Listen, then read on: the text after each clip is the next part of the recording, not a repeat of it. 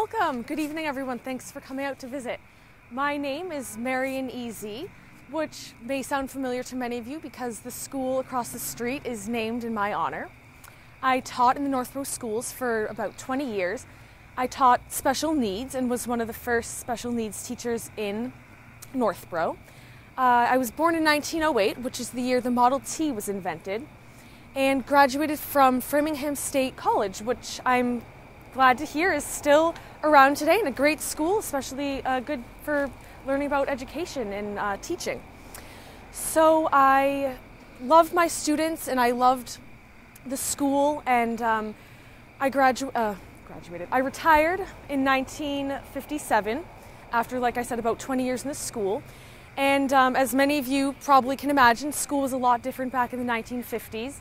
The average salary for a teacher was only about $4,000, whereas now the starting salary is about $39,000. Technology in the classroom was a lot different than today. We didn't have computers and iPads like I'm sure you all have in your school today, but we did have some great inventions in the 50s, including headphones, which you all use today to listen to your music. Well, students used headphones to connect to audio tapes and learned in that way. And the photocopier wasn't even invented till after I retired, but we did have headphones, like I said, and some things weren't all that different, like the books we read in class, some bestsellers at the time. Has anyone read Charlotte's Web? Charlotte's Web, that was a popular book at the time, as well as The Catcher in the Rye by J.D. Salinger, not taught at my elementary school, but maybe in the higher grades. And school year was a little bit shorter. It was only about 155 days versus 180 now. So I retired in 1957 and passed away in 1965, and I haven't gone too far since. We are Captain Samuel Wood and his wife Susanna Fife Wood. We lived in Northborough in the late 1700s. So coming to Northborough actually was begun for the Wood family with Sam's father right here. This is his grave, Sam's father's grave. He came over in 1749 from Sudbury. Sam was just 6 years old at the time, and he came and they built a big white house on Main Street, or what's now called Main Street, right by River Street. It's right where the motorcycle shop is now. Like that? It's a little bit closer to town than White Cliffs. So he built that house, and the house still exists. It's across from Bill the Barber. And so he built the house in the this fulling mill, which is a mill for preparing fabrics. And so then when he passed away in 1760, then he left the property, the fulling mill and the house, to his oldest son, Samuel, here. And so Samuel got very involved in the town. He was a town selectman, he was a town clerk, he got very involved in the town. So it's no surprise that in 1774, when they formed the Minutemen in Northborough, they had 50 Minutemen, that then Sam here was designated as the captain of that troop. So when the call came out to go to Lexington for the Revolutionary War, then the guys went home, they got their muskets, they came and they met on our front lawn.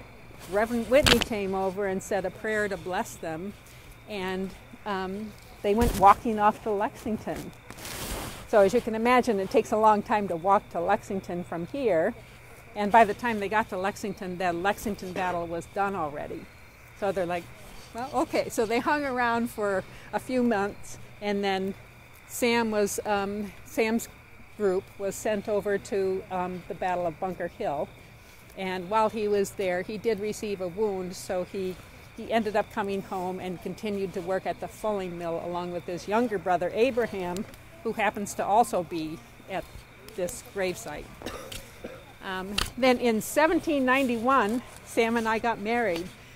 You know, this was a few years after the Revolutionary War, so by that time Sam was 48, I was 37. And we had one child, a young girl named Susanna, my namesake, but she passed away at just 7 months. And we didn't have any other children. So when Sam died in 1818, since we had no other children and Abraham was already dead, then Sam ended up giving the land and the buildings to a nephew. The nephew was the son of his sister Hannah and her husband Thomas Seaver. So the son was the nephew of Sam was Samuel Seaver, and I stayed at the house, lived there until I was 77, and then I passed away and ended up right there in the ground. So, thank you so much. Well, thank you all for coming in. Good eve to you all, and welcome. I am Mary Fairbank, and I was born in 1760 in the distant town of Sterling. Although it was a distant ride on horseback, half-day ride, it was here in Northborough that I married my beloved Josiah, who lives and lies beyond. My Josiah was a merchant here in Northborough, and eventually he became the sealer of weights and measures, a mighty prestigious position here in Northborough. My life was brief and filled with sadness, 'tis true, but I lived to see a great many wondrous things occur. It was when I was just a girl, in 1775, that the Northborough Minutemen marched out of town to fight the War of Independence, what you call the Revolutionary War. And yes, some years later, in 1789, our great President George Washington passed through town on the Post Road. I remember, too, that was the year that Philadelphia replaced New York as the capital of our country. And yes, that was the first time that we celebrated Thanksgiving as a country. Philadelphia became our capital? At that time, yes, yes. I knew that. Thank you. Deputy answer right there. In 1790, the very first federal census took place, and my Josiah and I were listed as one of 105 families living in the town of Northborough. But it was not to last, because later that year, I passed away in childbirth, as so many women did, leaving my Josiah alone, with no wife and no offspring. But Josiah loved me so well that he left me with a fitting tribute and a legacy, because he wrote a beautiful epitaph on my gravestone. Would you like to come closer so that you can see it?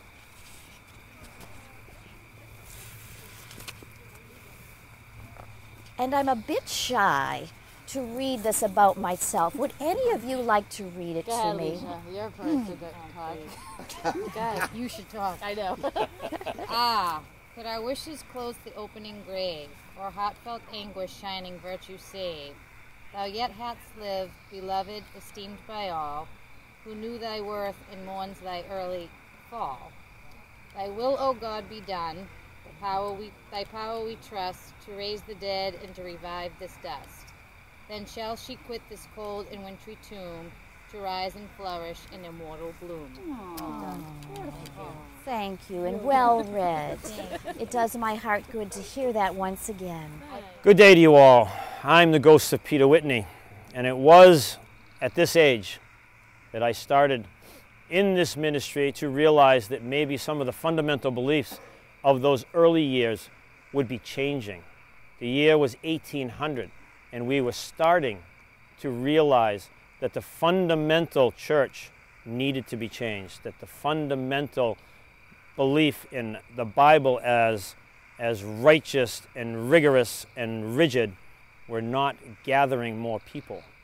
So it was at this time that I had a young man named Luther Rice. You may have known him in your travels. He was asking me many, many questions about how he could be this more rigorous person. And it was with a little bit of help from me, but a lot of help from some other religious people that he formed the Baptist church here in town. And it was from this meeting house that he sprang to his own ministry. I was only 18 when I graduated from Harvard.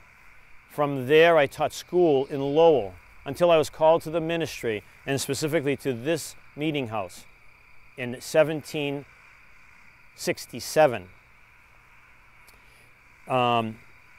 And what we had hoped to do at that time, what I was invited to at that time, was to become the second minister of this meeting house. The Reverend John Martin had died, and he had passed on. Thus, they asked me to come and preach. And it was from here until my age of 71 that I was the minister of the First Parish Church here in town. Many interesting things happened along the way. The Revolution, for one, and many of my speeches were filled with patriotic fervor. And I believed wholeheartedly that all you needed to do to belong to this parish was to be a charitable person, a person filled with mercy, and a person who loves the Lord Jesus Christ. And you could enter into my meeting house at any time. I had 11 children, all of which used to follow behind me when I came to church on Sunday morning. We would fill 2 pews, not 1, every Sunday.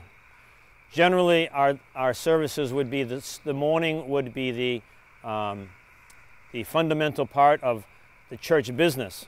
The second part of the day was the sermon, and then it ended with a meal. And that was how church was in those days. When you hear that people used to go to church all day, that's what they were doing. They had both town meetings, the church religious services, and a meal together. It was an understood fact in the first few days, in the first few years of my ministry, that if you were to join our meeting house, you would come before me and you would ask for forgiveness for your sins in front of the meeting house, so that all of your past transgressions were behind you and you could live a life of charity and mercy and love of Jesus Christ from your heart. It was from this meeting house which I was passed a note during one of my sermons. I cast it aside and finished my sermon. After I was done, 1 hour later, I opened the note and it said, "Your house is on fire." The house burned to the ground while I delivered my sermon. The town of Northborough later built me a new house for my 8 children and I. When I first began this ministry, I was paid $60 and $160 to start. During the inflation which the economy went to during the post-revolution, I received a salary of £1,600 a year, a huge difference, but mostly due to inflation. My name is Bessie I. Murray. I was born Bessie Smith. And fun fact, my name really is Bessie. It's not a nickname for Elizabeth or Lizzie or anything. I came to Northborough in the early part of the 19th century. It was like 1910. And I lived up here on Winter Street, not far from the cemetery, with my family. I had a couple brothers and a sister. My dad was a laborer on a farm, and I grew up in a farming community.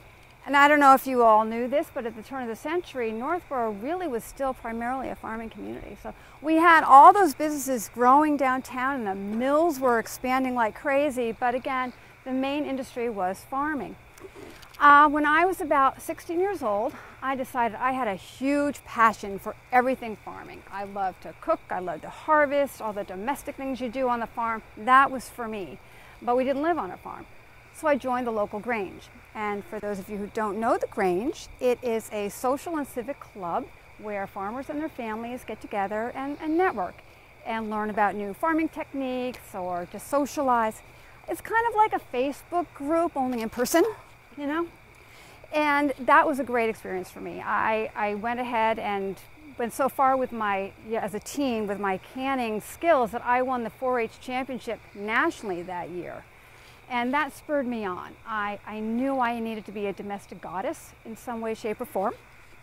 And after I graduated high school here at Northborough High, I went on to Framingham Teachers College.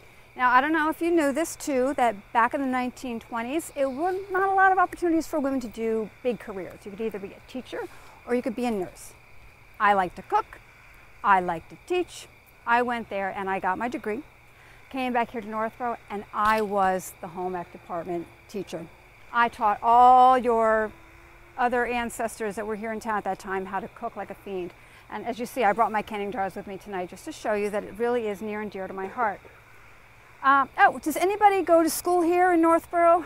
High school or in the grammar schools? Back there, yes. Do you eat lunch at school? Yeah. In the cafeteria, right?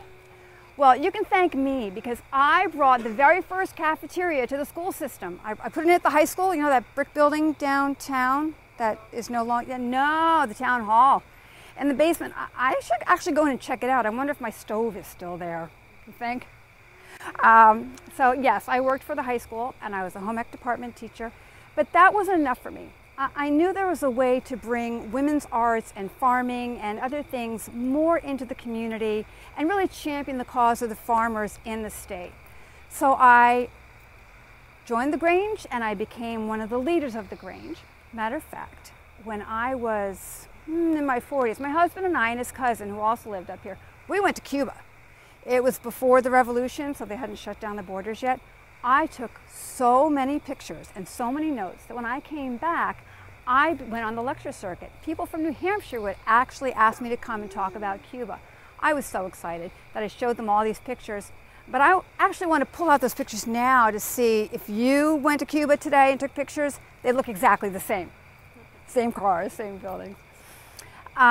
It was a great experience for me to do that, but again, I needed to do more. I knew women could do more in the town, they could do more in the government, and my husband was very supportive of me, and he and I talked, and he agreed that I could do this. I am proud to say I was the very first woman in our district to run for state government. I was your state rep in 1957 and 1958, and the first woman from here.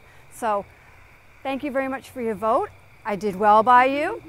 I went to live in Boston, actually. Wilfred was awesome. He said, you can go live in Boston for those 2 years so you can do everything that you need to do to champion your causes. And I did. I never missed one legislative session. I never missed one committee meeting. And I poured my heart and soul into that job. And when I was done, I decided it was such a rewarding experience that I had to go into retirement and turn it over to someone else from another town who wanted to do just a wonderful job. At that point, I knew it was time for me to retire. Wilfred and I, we weren't farming anymore, and we retired to Florida, like most of our friends were doing at the time. So I have to say, I left Northborough physically, but it never left my heart. Wonderful town, and I'm so glad that you are all still here to take care of it for me. Thank you. Good evening. My name's Dr. Josiah Stanley. I was born in Methuen, Massachusetts in 1860. I had a pretty uneventful childhood, but decided that I was going to go to college, and I ended up at Yale in Connecticut. Decided I wanted to become a physician and went to Harvard Medical School. I did my residency in New York City, and shortly after that decided I was going to join the Army, and I became a surgeon and went to the Midwest during the Indian campaigns, and I served from 1885 until 1889. Upon my release from the Army, I came to Northborough and was one of the town's physicians for 51 years. My home and my office were what is now the parking lot of the Trinity Church, right on Main Street, and directly east of me between my home and the Gale General Store was the Grand Army of the Republic Hall. Neither of those two buildings are there anymore. It's all the parking lot of the church. To get around town, I had many horses and carriages, but eventually ended up with the second car in town and used that to get around town a little bit quicker. As there were no hospitals in the area, many of the babies born in town and the surrounding areas were delivered by myself and one or two other physicians. In my spare time, I was the vice president, clerk, and teller at the Northborough National Bank, which was directly across the street from my home. My first wife died shortly after we were married, and after several years, I remarried the widow Blair, who was the original wife of Thomas Blair, who you'll meet very shortly across the street, who was an inventor and camera maker here in town. We had no children, and I died on 4 June 1940 at the age of 80 years old. My name is Thomas Blair. I was born in Nova Scotia in 1855. My passion was farming, but what I really loved is photography and cameras. I immigrated back into the United States in 1873. I have a little cheat notes here for you. And I founded the Blair Tourgraph Company and produced the first portable wet system camera in a box in 1878. Before that, the camera guys had a big camera with a black top they'd put over and take the picture. Then they'd have to go into a black room on the side and do the wet plates after. This was actual a portable system, wet system, that you didn't have to have the dark room or anything. In 1885, introduced, it was the same as a Tourgraph camera, but it was called a Lusograph camera. And it was that same camera, but folded in a box. You could put it under your arm and carry it around. In 1891, I moved to Northborough with my beautiful wife, Rose, and we bought 88 Ball Street, which was a 150-acre farm, which we raised cows, we had pigs, we had sheep, apple trees, pear trees, and peach trees. My wife, Rose, did all the farming and took care of all the fruit on the trees, while I did all my inventing. In 1891, I also began a commercial production of celluloid rolled film. I invented the first rolled film that actually would go inside of a camera and not have to use the wet plate system anymore.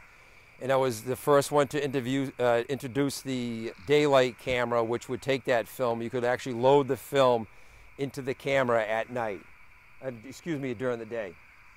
In 1893, I decided to go to Europe with Mr. Easton, who today you know him as Easton Kodak, and formed the European Blair camera company. We were very, very successful. We stayed there for 3 years, Mr. Easton and myself, and I came back in 1896 back to Northborough, and I opened up the American Camera Manufacturing Company, which was located on the corner of Wynn Street and Brigham Street here in Northborough. It was a manufacturing company.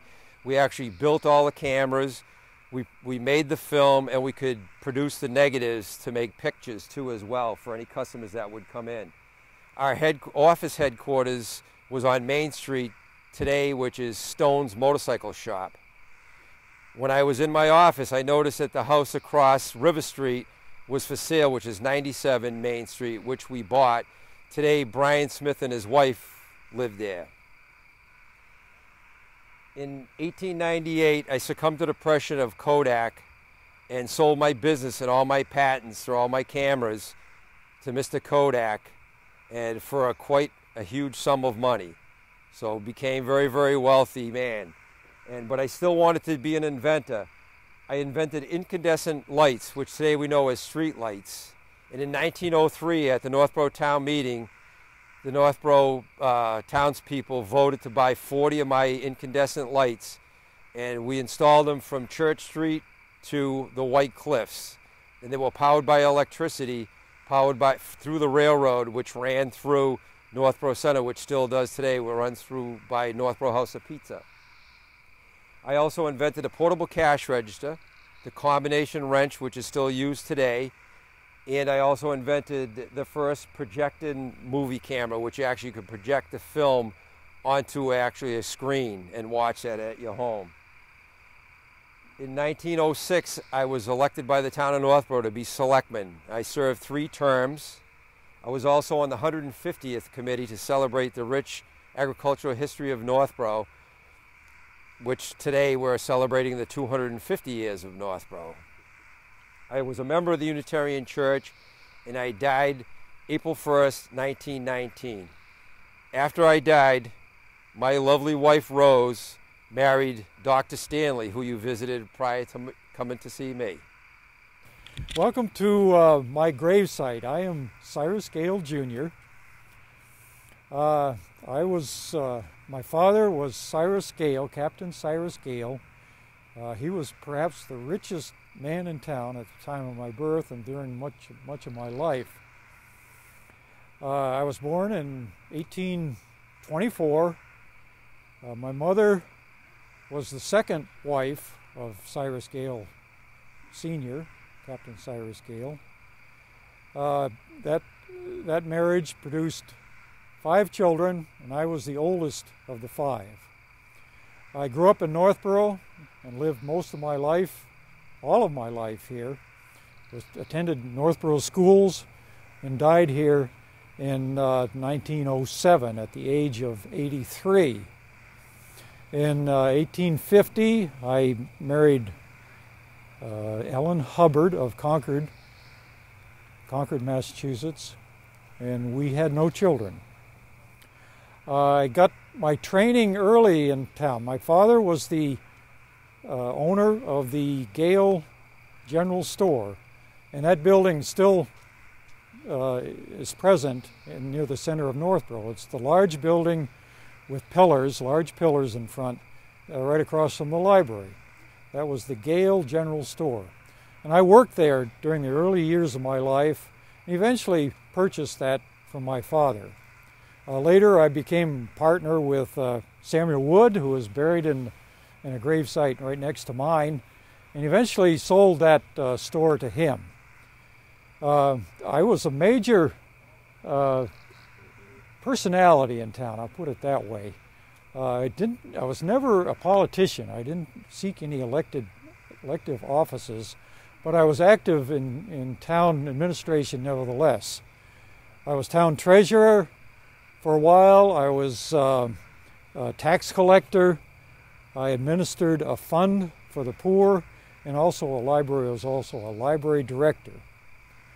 When my father died in 1880, I was pretty much the sole recipient of his estate. He, as I say, he was a substantial, probably the richest man in town, a substantial landowner, and with that, upon his death, I inherited several houses, considerable land, farmland, woodland, and livestock, and also an appreciable sum of money. So from 1880 on, I guess I didn't have to work too hard, but nevertheless, I was very active in town. One of my proudest accomplishments was first donating land for the construction of the public library, which later became the Gale Public Library. And most of the funds needed to construct that library were from my sources. Another major contribution to town was 13 acres in the center of town for the what is now known as Aspet Park. Upon my death, I continued to support the town. In my will, I left substantial funds for continued maintenance, operation of the library, also substantial funds for the poor, the Poor Fund, which later became known as the Gale Fund, and I also donated substantial funds for my church, the Unitarian Church, and also for the Congregational Church in town. Collectively, over the years, I probably donated on the order of $45,000 to the town, which doesn't sound like very much in today's funds, but when you do the math, that figures out to be well over $1 million that I donated to the town. If I can, I'd like to read something that the historian Josiah Kent wrote in 1921 in his History of Northborough, and I'm humbled and honored to have this written about me and my father. For 100 years, the name Gale was closely interwoven with the social and financial life of Northborough, and the name will be perpetuated in the town in many ways for a long time to come. And that is certainly the case. Here we are 100 years later, and most of the residents of town recognize the name Gale. My name is Lucy Clark Ware Allen. I was born in 1791 and died in 1866. I devoted my life to church, my husband, and raising my 7 children, and my extended family. In 1834, Reverend Allen and I started the Allen Home School, which was a boarding school in our 3-story house, located on Church Street at the end of Howard. It was owned by our family for 7 generations and has since passed out of the family. I was caretaker and teacher to sometimes up to 20 children from ages 7 to 15. It was a very busy life. I would entertain them in the evenings by playing my guitar, which is now in the possession of the Historical Society. Our house was always full of people, extended family, hired help, and visitors and travelers. Evenings we would spend discussing religion, politics, anti-slavery, and the temperance movement. In 1826, it was my idea that a savings bank should be founded to so that the young men in town or in the county would save their money rather than going to the taverns and drinking alcohol. This idea was actually came into fruition by the Worcester County Institution for Savings, which was in business for over 160 years before it was engulfed. Many of our diaries, my diaries and some of my family members, are owned in the Historical Society and the Antiquarian Society. It was a life well spent. And I'm the Reverend Joseph Allen. I was born in 1790, came to Northborough at the age of 26 to take on the role replacing the recently deceased Peter Whitney as town minister. There was only one church in town at the time, and all the members of the town were members of that church, and so the minister's salary was actually paid by the town. I came here in that was accepted in that role, and got the great salary of $600 annually for that position. It was a difficult time, though, to be a clergyman. Many new religious ideas were forming, coming about, and parishes everywhere were struggling with that. Here in Northborough, the Baptist Church was begun in 1827. In 1832, some of our members of the First Parish split off to begin the Evangelical Congregational Church. And so I continued with what then became the Unitarian Church, and I was the minister there until I passed away in 1873. In addition to the clergy, I had numerous other interests. I had a strong interest in history. I wrote a history book of the history of the town of Northborough, strongly involved in education. I was strongly interested in that. I did a series of lectures for the town on astronomy. I went to the different schools to give teachings to them in important topics, and I spent 50 years on the board here with that. I was also greatly interested in seeing that the town be beautified. I was saddened by the small number of trees that I saw around my home, so I started planting trees everywhere and encouraged others to do the same. And so at this point, I'm very happy that my final resting place is here amongst a large number of beautiful trees. Thank you very much. Well, welcome. I'm Christopher Columbus Ames. This is my son Warren. Tell you a little bit about myself. I've been a farmer here in Northborough for a number of years. And what I do during the winter when we're obviously not farming, I do a little construction and carpentry to supplement my income. At that time, the North was starting to get involved with the anti-slavery movement from the South, and a lot of our young people took up the cause as such. And unfortunately for us, fortunately for Warren, he was one of those that really wanted to go down and serve his country. He was only 16 years old, but yet he headed out and went down, and I'll let you tell his story down in Virginia. I was 16 years old, someone who believed that I would be a great soldier, and I believed in the cause of the Union. And I wanted to spend the rest of my life saying that when my country needed me, I answered the call. This very worthy cause of keeping the Union together. Plus, I was very much against slavery. If this could help bring into slavery, I was going to do everything I could for that. I was very strong-willed, and I was proud to help out my country. And it was a very strong cause, keeping my country together. I thought we would win the war. I didn't think it would take as long as it did. I never really thought about how long I would live in the war, how long I would survive. I guess we all think we were going to survive at the age of 16 years old, but I didn't really give that a whole lot of thought. When I went to battle, I thought I would survive the battle. Pretty much everyone thinks they're going to survive the battle. Not everyone will, though. Not everyone will. Fought at Ball's Point in Virginia. And, that's where I lost my life. But we were fighting very good, well-trained Southern soldiers, I think a little better trained than we were. And they had much, I think, better use of their rifles than what we did. And some of them have been using rifles their whole lives. I don't think I had always. That wasn't the case with me, unfortunately. And I just think that they were a little better trained than we were. And their commanders knew exactly what they were doing in that war. They had a better sense of how to win that battle than I think ours did.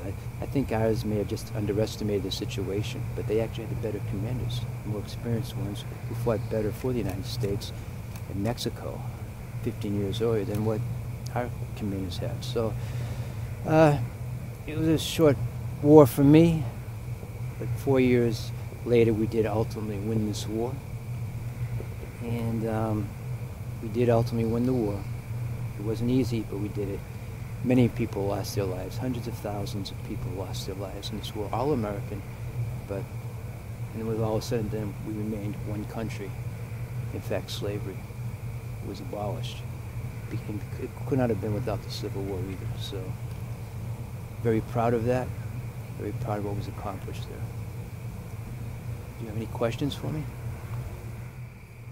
After we heard of Warren's death, I actually went down to Virginia to try to find his remains, and I was not successful.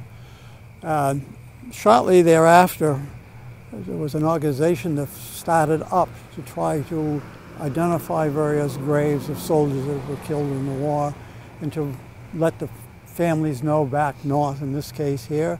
And it's just so happened that somebody found Warren's grave and actually sent his remains back here, and he is buried right under here.